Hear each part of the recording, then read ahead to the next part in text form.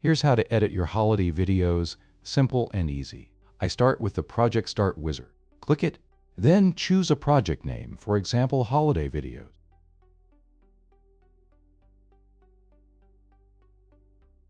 Now, you have two options. Either you start with Select and Import Videos and select Files, and then go to the videos and choose a bunch of files here. Now they are already imported here.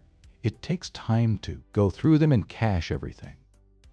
You can also drag and drop videos from your file system. This, for example. Now you have your video there and you can start editing. You can trim the end by holding left mouse button and dragging from the end. If you use Shift, it will automatically snap to the next item like this. Same one goes to the start. You can see from the render view that the start of the video is moving there in this view.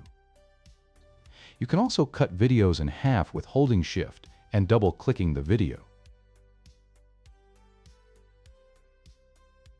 Or delete them from right-click context menu. And move the videos, just hold left mouse and drag. If you hold Shift, you can again snap to the next item to make seamless videos. Like that. Really simple and easy. So this is Lyric Video Studio. You can download it from the https lyricvideo.studio.